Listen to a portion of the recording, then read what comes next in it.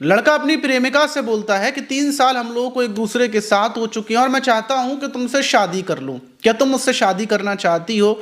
लड़की खुश हो जाती है और उसके गले से लग जाती है और बोलती है बेशक मैं भी तुमसे शादी करना चाहती हूं, तुम अपने परिवार को मनाओ मैं अपने परिवार को मनाती हूँ। और उसके बाद दोनों लड़का लड़की अपने अपने परिवार में बातचीत करते हैं, दोनों के परिवार भी शादी के लिए तैयार हो जाते हैं और लड़का लड़की अब दोनों शादी की तैयारियों में लग चुके थे कि जिंदगी शादी के बाद उनकी कैसी होगी, कहां पर वो रहेंगे, ये सपने देख रहे थे। लेकिन अचानक से बीच में ही शादी से पहले प्रेम संबंध के बीच में कुछ ऐसा हो जाता है कि जो प्रेमी था वो पहले एक नारियल वाला चाकू लेकर आता है कि जिससे प्रेमिका की गर्दन अच्छे से कट सके और गर्दन काट कर अलग कर देता है। फिर प्रेमिका के दोनों हाथों को काट कर अलग करता है, पैरों को अलग करता है और उसके बाद प्रेमिका की स्कूटी पर रखकर ही लाश को लेकर निकल जाता है और चारों तरफ घूमता फिरता है और लाश को अलग अलग जगहों पर फेंक आता है। लेकिन सवाल ये कि एक लड़का लड़की जो 3 साल से एक दूसरे के साथ थे, अब आकर शादी करने वाले थे, एक दूसरे से प्यार भी करते थे, फिर ऐसा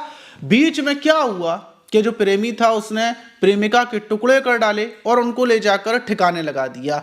जब पूरी घटना मैं आपको विस्तार से बताऊंगा तो आप सोचने पर मजबूर हो जाएंगे, क्या सिर्फ एक चीज की वजह से किसी की हत्या और टुकड़े किए जा सकते हैं। तो चलते हैं और जो आज की घटना है एक लड़का लड़की की, उसको शुरुआत से जानते हैं कि आखिर कैसे शुरुआत हुई और अंत कैसे हुआ।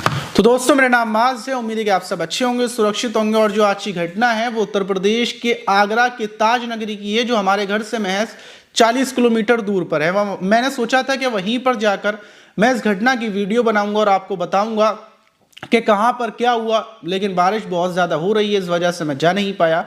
तो आज की जो घटना है उसकी शुरुआत 3 साल पहले होती है। जो आगरा है, आगरा का ही एक कालिंद्री बिहार इलाका है और वहीं पर रहने वाली मिंसी शर्मा, जिसकी उम्र महज 25 साल थी। मिंसी शर्मा आज से 3 साल पहले जॉब ढूंढ रही थी और उसको पता चलता है क्या मेरठ के राहुल हैं, जो एक दिविशा टेक्नोलॉजी के नाम से एक कंपनी उन्होंने बनाई है और उसी कंपनी का एक फ्रेंचाइजी यानी कि ऑफिस खोलना चाहते हैं आगरा में।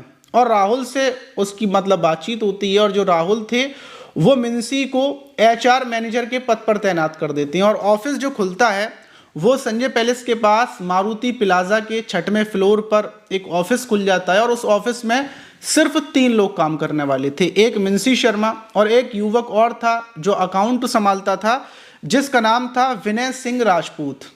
अब मिंसी शर्मा, विनय सिंह राजपूत और एक लड़का जो वहां पर देखभाल करता था, ये 3 लोग कुल मिलाकर ऑफिस में थे।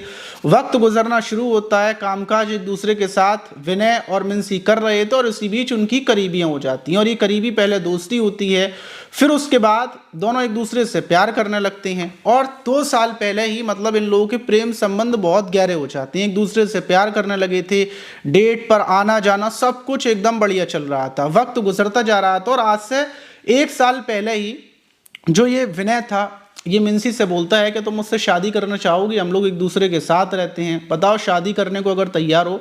तो मिंसी तैयार हो जाती है, मिंसी बोलती है कि ठीक है मैं तुमसे शादी कर लूँगी, तुम अपने परिवार को मनाओ। और जो ये विनय है ये अपने परिवार को बोलता है शादी के बारे में कि मैं शादी करना चाहता हूँ। मिंसी दूसरी तरफ थोड़ा सा वक्त मांगती है कि मैंने अपने परिवार को तुम्हारे बारे में बता दिया है, लेकिन शादी थोड़े टाइम के बाद करेंगे। वक्त गुजरता जा रहा था और आज से 6 महीने पहले ही ये जो विनय था जब भी रात में मिंसी को फ़ोन करता तो मिंसी का फ़ोन उठता नहीं, मतलब वो रिप्लाई नहीं करती और दूसरी कॉल पर बिजी जाता। अब विनय के दिमाग में शक आना शुरू हो जाता है कि आखिर मिंसी आधी आधी रात को किससे बातचीत करती है और बहुत घंटों तक बातचीत करती है।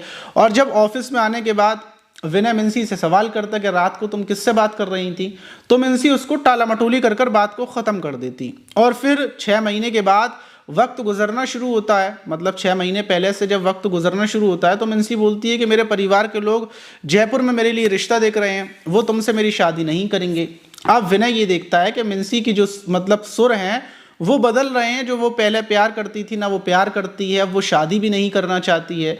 तो विनय के दिमाग में एक शक आ जाता है और शक ये आता है कि शायद मिंसी के किसी और के साथ अवैध संबंध चल रहे हैं और उसका खून खौल जाता है। खून इसलिए खोलता है कि मिंसी उससे पैसे लेती है, उसके पैसों से मिंसी शॉपिंग करती है और उसके बावजूद वो उससे शादी नहीं करना चाहती, उसके अलावा किसी और लड़के के साथ उसका अफेयर शुरू हो गया है। और ऐसे ही कर कर दिन आगे बढ़ते जाते हैं। और अब इस बात को पूरे 6 महीने गुजर चुके थे, जनवरी 2025 लग जाता है और 6 महीने तक विनय यही सब कुछ देखता रहता है कि मिन्सी किसी और के संपर्क में है। और आखिर में आकर वो मिन्सी को खूब समझाता है, बुझाता है, उससे बोलता है कि तुम मान जाओ, जिससे तुम बातचीत करती हो उससे बंद कर दो। लेकिन मिन्सी बोलती है कि मैं किसी से बातचीत नहीं करती, लेकिन विनय मानने को तैयार नहीं था। और विनय ने फैसला कर लिया कि अब मिन्सी उसकी नहीं होती तो किसी की नहीं होगी। वो एक ऐसा क्राइम करेगा कि जिसके बारे में किसी को भी कानू कान खबर नहीं होगी। और जनवरी की शुरुआत से ही वो सावधान इंडिया, क्राइम पेट्रोल ये देखना शुरू कर देता है और इनको देख देख कर वो सीखता जाता है। और 17 जनवरी को वो हत्या करने की पहली प्लानिंग को शुरू करता है। शुरू कैसे करता है कि जो बिल्डिंग के अंदर जो कैमरे लगे हुए थे उनको चुपचाप से जाकर काट देता है। 17 जनवरी को ये कैमरों की जो वायर थी उनको काट देता है। अब रिकॉर्डिंग पूरे तरीके से बंद हो चुकी थी, वक्त गुजर रहा था, 23 जनवरी लगती है और 23 जनवरी की सुबह सुबह विनय अपने घर से निकलता है और जो एक लोहार था उसके पास पहुंचता है। उससे बोलता है, क्योंकि विनय जब भी अपने घर से मतलब ऑफिस से बाहर आता था, जब भी वो नारियल वाले की दुकान पर जाता था तो देखता था कि नारियल वाले की छुरी जो थी वो इतनी पैनी होती है कि जिससे नारियल का ऊपर का मुड़ा मुंह कट जाता है।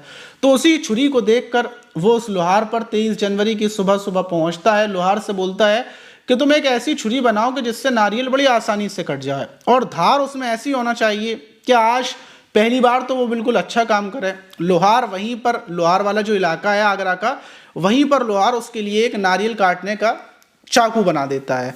उस चाकू को वो लेता है, अपने बैग में रख लेता है। फिर वो ऑफिस में आता है और ऑफिस में आने के बाद जो एक लड़का काम करता है उस लड़के को छुट्टी दे देता है, बोलता है कि तुम आज चले जाओ, बाद में आना, कल आना दूसरे दिन। अब वो लड़का चला जाता है। फिर उसके बाद ये जो मिन्सी थी उससे बातचीत करता है, उससे फिर दोबारा से सवाल करता है। मिन्सी बोलती है कि मैं 15 दिन तक ऑफिस नहीं आऊँगी क्योंकि मेरे भाई की फरवरी में शादी है और मैं उसी में लगी रहूँगी। और दूसरी बात, मेरे भाई के लिए, मतलब मेरे भाई की शादी के लिए मुझे शॉपिंग करनी है तो लगभग 1.5 लाख रुपए की ज़रूरत है, तो मुझे 1.5 लाख रुपए दो। फिर ये मिन्सी से बोलता है कि पैसे मैं तुम्हें देता हूँ, सब चीज़ें मैं करता हूँ, तुम मुझसे शादी नहीं करना चाहती हो, तुम किसी और के साथ शादी करना चाहती हो और आधी आधी रात को तुम्हारा फ़ोन दूसरी कॉल पर बिजी जाता है, तुम मुझे ठीक से जवाब तक नहीं देती हो और पैसे मुझसे मांगती हो। और इस बात को लेकर लड़ाई होती है शाम के 7 बजे के टाइम पर। जब लड़ाई होती है तो फिर लड़ाई शांत हो जाती है। ये लोग ऑफिस जो बंद करते हैं वो लगभग 8 बजे के टाइम पर ऑफिस बंद कर देते हैं। जैसे ही 8 बजते हैं, मिन्सी घर जाने की तैयारियों में लगी होती है, तो फिर ये जाता है विनय और गेट को बंद कराता है। बंद करने के बाद फिर ये अपने बैग से चाकू निकालता है और मिन्सी के गले पर पूरी ताकत से वार करता है। और पहले ही वार में, क्योंकि ये चापड़ जो लाया था वो बहुत ज़्यादा पैना था, मिन्सी का गला कट जाता है, मिन्सी ज़मीन पर गिरती है, खून के छींटे ऑफिस में चारों तरफ फैल जाते हैं। ये घबरा जाता है और ये 10-15 मिनट के लिए इसके हाथ पैर पूरे सुन्न हो जाते हैं। ये कोई कुछ भी नहीं करता, चुपचाप खड़ा रहता है। फिर लाश के पास ये बैठ जाता है और फिर इसका दिमाग ठिकाने में आता है। ये समझ जाता है कि मिन्सी की अब हत्या हो चुकी है, अब आगे क्या करना है वो ये सोचना शुरू करता है। फिर जो डस्टबिन वाली काली पन्नी होती है वो लेकर आता है और मिन्सी का गला काटकर बिल्कुल अलग कर देता है और उसको जो काली वाली पन्नी थी उसमें सर रखता है। फिर ये नीचे आता है और ये देखता है कि मतलब पूरी सुनसान पड़ चुकी है। और फिर जो मिन्सी की बॉडी थी वापस ऊपर जाता है और जो चापड़ था उस चापड़ से जब ये बोरे में मिन्सी की बॉडी को रखता है तो मिन्सी के हाथ इधर उधर निकल रहे थे, तो ये हाथों को काट डालता है। फिर ये देखता है कि पैर भी निकल रहे हैं, बोरे में सेट नहीं हो रहे हैं, तो घुटनों के पास से ये पैरों को काटता है जिससे पूरे तरीके से कट कर फोल्ड हो जाए। और फिर मिन्सी के सारे कपड़ों को उतार कर अपने दूसरे बैग में रख लेता है। अब इतना काम हो जाता है। फिर रात लगभग 11 बजे के टाइम पर ये बॉडी को नीचे लेकर खींचता हुआ सीढ़ियों से नीचे आता है और जो मिन्सी की स्कूटी थी उसी पर ये बॉडी को लादता है। लादने के बाद फिर ये हेलमेट लगाता है और मिन्सी की बॉडी को ठिकाने लगाने के लिए सीधा निकलता है ये रामबाग पुल पर, क्योंकि रामबाग पुल की जो नहर है, यमुना नहर है, बहुत बड़ी है वो। जब भी आप आगरा वगैरह आएंगे तो आपको देखने को मिलेगी। उसी पुल पर ये पहुंचता है और वहाँ से ये फेंकने की प्लानिंग में पहुंचा था, लेकिन ये देखता है, इसको याद आती है कि रामबाग की जो पुल की साइड में जो जालियां हैं वो बहुत ऊंची ऊंची बनी हुई हैं, जिससे मतलब ये बॉडी को तो फेंक नहीं पाएगा। तो फिर ये काली पन्नी उठाता है और थोड़ा मतलब स्कूटी से आगे जाने के बाद जो जिसमें सर था उस पन्नी को साइड से नाले में फेंक देता है। फिर ये दूसरी जगह पर जाता है और उसी टाइम पर जब ये रामबाग के पुल से नीचे उतर रहा होता है तो स्कूटी डिसबैलेंस होती है और बोरा नीचे गिर जाता है और फिर ये घबरा जाता है और बोरे को वहीं पर छोड़कर ये सीधा वहाँ से भाग जाता है और मिन्सी की स्कूटी को दूसरी जगह पर खड़ा करता है और ऑटो पकड़कर सीधा ही अपने घर पहुंच जाता है। वहीं रात 1:30 बजे के टाइम पर जब पुलिस की गाड़ी वहां से गुजर रही होती है, उनको बोरा दिखता है, तो पुलिस वाले बोरे को चेक करते हैं और उसमें एक लड़की की सिर कटी लाश जिस पर कोई कपड़ा नहीं है। पुलिस महकमे में हड़कंप मच जाता है कि किसी ने लड़की की हत्या कर लाश को यहाँ पर फेंक दिया है। वहीं दूसरी तरफ जो मिन्सी का परिवार था वो मिन्सी का इंतजार कर रहा था, मिन्सी के फ़ोन पर कॉल कर रहा था, लेकिन जब मिन्सी का फ़ोन नहीं उठता और रात के 12 बज जाते हैं, मतलब मिन्सी वापस नहीं आती, तो परिवार के लोग विनय के पास कॉल करते हैं। विनय से पूछते हैं कि मिन्सी कहाँ पर है, तो विनय बताता है कि मिन्सी तो रात के 9 बजे के टाइम पर ऑफिस से चली गई थी, उसके बाद घर पर नहीं आई।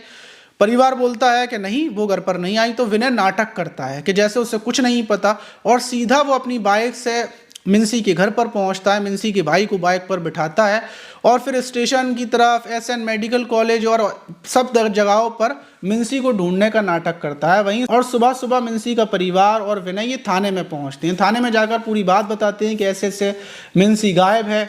वही पुलिस वाले, जब पुलिस वालों ने रात को सीसीटीवी कैमरास की रिकॉर्डिंग निकाल ली थी कि स्कूटी से बॉडी को फेंका गया है, पुलिस वाले बस नंबर, जो स्कूटी का नंबर था, उससे पता करने में लगे हुए थे कि कातिल कौन है। लेकिन उससे पहले ही मिन्सी का परिवार और विनय ये सब लोग पहुंचने के बाद बताते हैं कि हमारी बेटी गायब है और ऐसे ऐसे मतलब गायब है। जब मिन्सी के परिवार को सिर्फ हाथ दिखाया जाता है जिसमें मिन्सी रिंग पहनी हुई थी, नेल पेंट लगा हुआ था, तो परिवार बोलता है कि हमारी मिन्सी की बॉडी है। परिवार में कोहराम मच जाता है। वहीं पुलिस वाले सीसीटीवी कैमरास की रिकॉर्डिंग दिखाते हैं कि देखो, सीसीटीवी कैमरास की रिकॉर्डिंग में एक स्कूटी आई है और एक युवक बॉडी को फेंकता हुआ दिख रहा है। जब मिन्सी का भाई वो देखता है, रिकॉर्डिंग देखता है, तो वो देखते ही समझ जाता है कि जो युवक जैकेट पहना हुआ है वो कोई और नहीं बल्कि मिन्सी के साथ में काम करने वाला विनय है।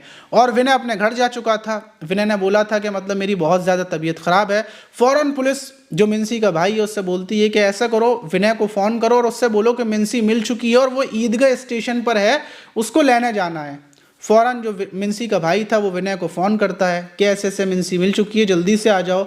विनय अपनी बाइक लेकर पहुंचता है और फ़ौरन पुलिस वाले उसको दबोच लेते हैं। विनय पकड़ा जाता है और पकड़ने के बाद जब पुलिस पूछती है तो वो ये पूरी कहानी शुरुआत से, कैसे उसने कत्ल किया, कैसे उसको मिन्सी से प्यार हुआ, ये कहानी वो पुलिस को बताता है, जिसको मैंने आपको शुरुआत से इसलिए बताया कि आपको शुरू से ही पता चल सके कि आखिर विनय ने कत्ल कैसे किया, कैसे लाश को ठिकाने लगाया और वो कैसे पकड़ा गया। वहीं मिन्सी के परिवार का कहना है कि विनय ने बिना मतलब में मिन्सी की हत्या की है, दोनों का प्रेम संबंध कुछ भी नहीं था, बस विनय ने एक तरफा प्यार में हत्या कर डाली है। लेकिन विनय ने ये बात खुद कबूल की है कि वो मिन्सी से बहुत प्यार करता था, लेकिन मिन्सी किसी और के प्यार में पड़ चुकी थी, इस वजह से वो नहीं चाहता था कि मिन्सी किसी और की हो, इसलिए उसने कत्ल कर दिया और उसको जेल जाने में कोई अफसोस नहीं है। वहीं इस घटना के बाद पूरे आगरा में, बल्कि हम आगरा के पास कि हम खुद हैरान हैं कि हमारे घर के पास ही इतनी बड़ी घटना को अंजाम दे दिया गया। अगर मौसम सही होगा कल तो मैं ज़रूर जाऊंगा उस जगह पर। अगर आप देखना चाहेंगे तो मैं आपको जाकर जगह दिखाऊंगा कहाँ पर कत्ल हुआ, कैसे हुआ। मिन्सी के परिवार से भी हो सकता है कांटेक्ट करूँ, अगर आप चाहते हैं तो नीचे कमेंट्स कर दें, फिर मैं, अगर आप कमेंट्स करेंगे तो मैं ज़रूर जाऊँगा। ठीक है, मिलते हैं किसी और वीडियो में, जब तक कि अपना ख्याल रखें, सुरक्षित रहें, सावधान रहें।